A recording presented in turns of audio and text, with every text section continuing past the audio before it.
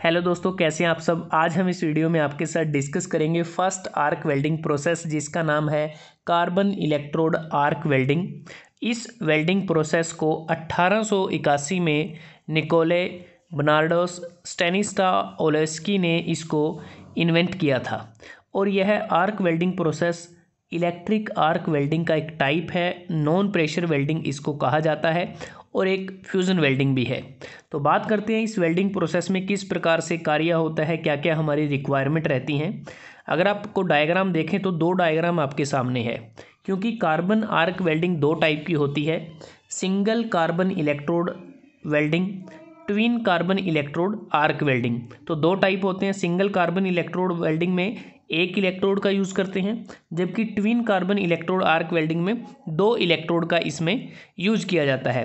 तो कह सकते हैं कि इन वेल्डिंग प्रोसेसेस में अगर हम सबसे पहले आपके साथ डिस्कस करते हैं single carbon electrode arc welding, तो इसमें अगर आप देखें जो पावर सोर्स की रिक्वायरमेंट होती है वो डीसी पावर सोर्स को ज़्यादातर यूज़ किया जाता है, या कह सकते हैं ज़्यादा जो सूटेबल है वो डीसी पावर सोर्स रहता है। क्योंकि जो डीसी पावर सोर्स होता है इसमें जो हमारे टर्मिनल हैं वो फिक्स रहते हैं, और इस केस में हम DCEN मतलब कि डायरेक्ट करंट इलेक्ट्रोड नेगेटिव, या कह सकते हैं कि स्ट्रेट पोलैरिटी का ज़्यादा इसमें यूज किया जाता है। स्ट्रेट पोलैरिटी के कारण जो इलेक्ट्रोड होती है उसको डीसी पावर सोर्स के नेगेटिव टर्मिनल के साथ और वर्क पीस को पॉजिटिव टर्मिनल के साथ जोड़ दिया जाता है। तो कह सकते हैं वर्क पीस पर हमारा जो एनोड होता है और हमारा जो इलेक्ट्रोड है वहाँ पर कैथोड होता है। तो इलेक्ट्रोड होल्डर की मदद से इलेक्ट्रोड को होल्ड किया जाता है।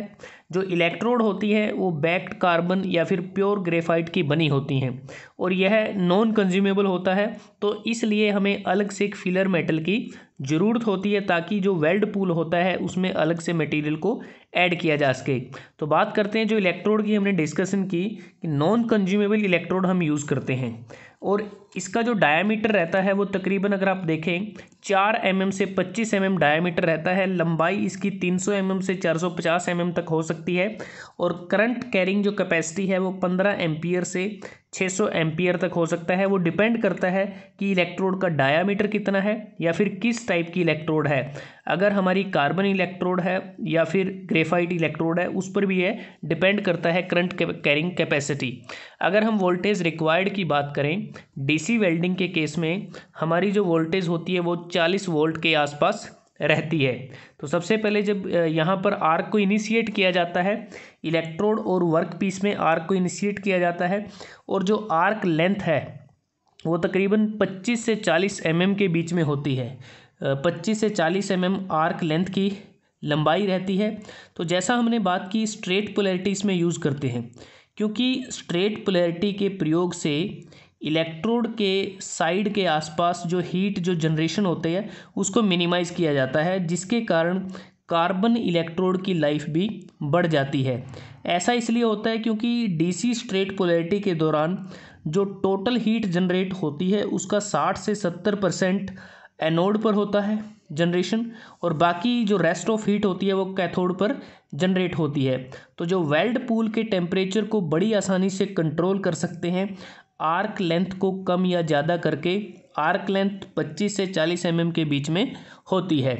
अगर हम बात करें कि हमने इसमें डीसी स्ट्रेट पोलैरिटी को ही क्यों यूज़ किया, कार्बन इलेक्ट्रोड आर्क वेल्डिंग के लिए अगर हम रिवर्स पोलैरिटी का यूज़ करें, रिवर्स पोलैरिटी का मतलब कि इलेक्ट्रोड को पॉजिटिव और वर्कपीस को नेगेटिव टर्मिनल के साथ जोड़ दें, तो उससे क्या होगा कि जो कार्बन इलेक्ट्रोड होती हैं उसके कारण जो कार्बन है वो अनस्टेबल हो जाता है। इसलिए हम इसमें रिवर्स की बजाय स्ट्रेट पोलैरिटी का इसमें यूज़ करते हैं। लेकिन अगर बात करें कि जैसा हमने डिस्कस किया कि कार्बन इलेक्ट्रोड होती हैं नॉन कंज्यूमेबल होती हैं, लेकिन ये धीरे धीरे डिसइंटीग्रेट भी हो जाती हैं, जिससे कार्बन डाइऑक्साइड और कार्बन मोनोऑक्साइड की शील्ड बन जाती है हमारी जो आर्क है उसके अराउंड, और जो एटमॉस्फेरिक गैसेस हैं उसको ये रिप्लेस कर देती हैं। तो जिससे हमें वेल्ड को आवश्यकता अनुसार प्रोटेक्शन प्रोवाइड करनी पड़ती है। और ये जो प्रोसेसेस होती हैं single carbon electrode arc welding, तो ये फ्लैट वेल्डिंग पोजीशन के लिए ज़्यादा इसको उपयुक्त माना जाता है। तो सबसे बेस्ट जो पोजीशन रहती है वो फ्लैट वेल्डिंग पोजीशन रहती है इस केस में। और जो आर्क होती है वेल्डिंग में, जो इलेक्ट्रिक आर्क है उसको वर्क पीस से तकरीबन 6.5 mm से 9.5 mm के बीच के डिस्टेंस पर इसको रखा जाता है। तो जो single carbon electrode arc welding है इसमें डीसी पावर सोर्स है और ड्यूटी साइकिल 60% तक हो सकता है। कांस्टेंट करंट हमें चाहिए ताकि हम जो रेट ऑफ डिसइंटीग्रेशन है कार्बन का उसको कम रख सकें। अब मैं बात करता हूँ twin carbon electrode arc welding की। जैसा कि नाम से पता चलता है ट्विन कार्बन इलेक्ट्रोड कि इसमें हम 2 इलेक्ट्रोड का यूज़ करते हैं और उसके लिए हमारे पास एक स्पेशल होल्डर होता है और उस पर एक नोब लगी होती है। उस नोब के द्वारा जो आर्क लेंथ है उसको हम एडजस्ट कर सकते हैं और इस केस में जो आर्क जनरेट होती है वो दोनों इलेक्ट्रोड के बीच में आर्क जनरेट होती है, लेकिन इस केस में इलेक्ट्रोड और वर्क पीस के बीच में आर्क जनरेट होती है। डिफरेंस है दोनों की केस में कि इसमें दोनों इलेक्ट्रोड के बीच में जो आर्क है वो प्रोड्यूस होती है। और इसमें जो पावर सोर्स रहता है एसी पावर सोर्स होता है, अल्टरनेटिंग करंट पावर सोर्स इसमें होता है और इसमें लो ड्यूटी साइकिल होता है। Single phase limited input AC welding transformer होता है और जो फिलर मेटल हम यूज़ करते हैं वो सिलिकॉन ब्रॉन्ज का बना हो सकता है, जिसको हम यूज़ करते हैं कॉपर अलॉय के साथ जोड़ने के लिए या कॉपर अलॉय को किसी दूसरे मेटल के साथ जोड़ने के लिए इसका प्रयोग किया जाता है। और दोनों इलेक्ट्रोड के बीच में आर्क को क्रिएट किया जाता है, आर्क लेंथ को एडजस्ट किया जा सकता है और इन दोनों इलेक्ट्रोड के बीच के डिस्टेंस को एडजस्ट करेंगे हम यहाँ पर लगे एक नोब के द्वारा। और जो आर्क टेम्परेचर रहता है इस प्रोसेस में वो 4400 डिग्री से 5000 डिग्री सेल्सियस के बीच का रहता है। तो बात करते हैं कि जो कार्बन इलेक्ट्रोड आर्क वेल्डिंग है उसके कुछ एडवांटेज भी हैं, कुछ डिसएडवांटेज भी हैं। अगर एडवांटेज की बात करें, इसका जो इक्विपमेंट हम यूज़ करते हैं और जो वेल्डिंग ऑपरेशन है उसकी हमारी कॉस्ट कम रहती है और इस प्रोसेस के लिए कोई हाई स्किल्ड लेबर की रिक्वायरमेंट नहीं रहती। और दूसरा, वर्क पीस का डिस्टॉर्शन भी कम होता है और इस प्रोसेस को ईजिली ऑटोमेट भी किया जा सकता है। लेकिन इसके बावजूद इसकी कुछ खामियां भी हैं, जैसे कि इस प्रोसेस में जो हमें करंट चाहिए वो करंट हमें ट्वाइस चाहिए, दुगना चाहिए, क्योंकि अगर हम मेटल इलेक्ट्रोड का यूज़ करें कार्बन इलेक्ट्रोड की जगह तो उसके मुकाबले इस प्रोसेस में ज़्यादा करंट की रिक्वायरमेंट पड़ती है। लेकिन जो क्वालिटी होती है वेल्ड की वो अनस्टेबल रहती है। और जैसा हमने बात की, जो इलेक्ट्रोड का जो कार्बन है वो कंटामिनेट्स, हमारा जो वेल्ड मटेरियल है उसके साथ वो कंटामिनेट्स की फॉर्म में आ जाता है जिससे कार्बाइड्स बनते हैं। एप्लीकेशन की बात करें इस प्रोसेस में, एल्यूमिनियम, निकल, जिंक, लेड अलॉय का हम इसमें वेल्ड कर सकते हैं। गैल्वेनाइज्ड स्टील को वेल्ड किया जा सकता है। कॉपर अलॉय को कॉपर अलॉय के साथ या कॉपर अलॉय को किसी दूसरे मेटल के साथ इसको हम वेल्ड कर सकते हैं।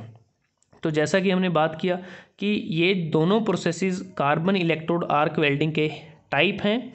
अगर मैं बात करूं बेस मेटल की जो थिकनेस होती है, बेस मेटल की थिकनेस अगर ट्विन इलेक्ट्रोड की बात की जाए 1.5 mm है तो उसके लिए डायमीटर 6 mm होगा, वेल्डिंग करंट 50 एम्पियर होगा और आर्क वोल्टेज 35 से 40 वोल्ट के बीच में होगी और वो भी एसी।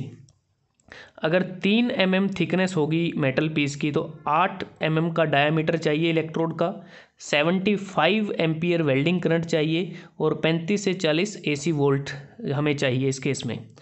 अगर 6 mm थिकनेस है वर्क पीस की मेटल की तो 10 mm का डायमीटर चाहिए इलेक्ट्रोड का और 100 एम्पियर करंट चाहिए और जो आर्क वोल्टेज होगी वो 35 से 40 के बीच में होगी। अगर मेटल जो वर्क पीस है उसकी थिकनेस 6 mm से ज़्यादा है तो उस केस में इलेक्ट्रोड का जो डायामीटर है वो 10 mm से ज़्यादा होगा, वेल्डिंग करंट 120 एम्पियर के आसपास होगा और आर्क वोल्टेज 35 से 40 वोल्ट होगी। अगर मैं आपके साथ बात करूं single carbon electrode arc welding के केस में, इसमें जो करंट कैरिंग कैपेसिटी हमने बात की थी कि वो 15 एम्पियर से 600 एम्पियर तक वेरी करती है। एग्जांपल के तौर पे अगर बात करें, ये जो इलेक्ट्रोड है अगर इसका डायमीटर 3 mm है तो बेक्ड ग्रेफाइट की अगर बेक्ड कार्बन की इलेक्ट्रोड बनी है तो उसके लिए 15 से 30 एम्पियर करंट चाहिए। अगर वो प्योर ग्रेफाइट की बनी है तो उसके लिए 15 से 35 एम्पियर करंट होगा। एग्जाम्पल के तौर पे अगर इस इलेक्ट्रोड का डायमीटर 8 mm है तो अगर बैक्ड कार्बन की बनी है तो उस केस में 75 से 115 एम्पियर का करंट चाहिए। अगर वो प्योर ग्रेफाइट की बनी है तो 80 से 125 एम्पियर उसके लिए करंट चाहिए। तो हम कह सकते हैं ये जो इलेक्ट्रोड होती है इसकी जो करंट कैरिंग कैपेसिटी है वो डिपेंड करती है कि इसका डायामीटर कितना है और ये किस टाइप की है, किस मटेरियल की ये बनी है। तो दोस्तों इसके साथ हम जो ज्वाइंट लगा सकते हैं, लैप ज्वाइंट लगा सकते हैं, कॉर्नर ज्वाइंट लगा सकते हैं, बेवल ज्वाइंट, फ्लेंज ज्वाइंट इसमें हम लगा सकते हैं। लेकिन कार्बन इलेक्ट्रोड आर्क वेल्डिंग को अगर हम बात करें, इसको वर्तमान में रिप्लेस कर दिया गया है टिग वेल्डिंग के द्वारा, टंगस्टन इनर्ट गैस वेल्डिंग के द्वारा, प्लाज्मा आर्क वेल्डिंग के द्वारा, एटॉमिक हाइड्रोजन आर्क वेल्डिंग के द्वारा वर्तमान समय में इस वेल्डिंग प्रोसेस को रिप्लेस कर दिया गया है। तो आज हमने आपके साथ डिस्कस किया कार्बन इलेक्ट्रोड आर्क वेल्डिंग। अगर ये वीडियो अच्छा लगा आप इसको लाइक कर सकते हैं, शेयर कर सकते हैं अपने दोस्तों के साथ, स्टूडेंट्स के साथ, और चैनल्स को सब्सक्राइब करना ना भूलें। जल्दी हाजिर होते हैं एक नए वीडियो के साथ, तब तक के लिए धन्यवाद। आपका दिन शुभ रहे।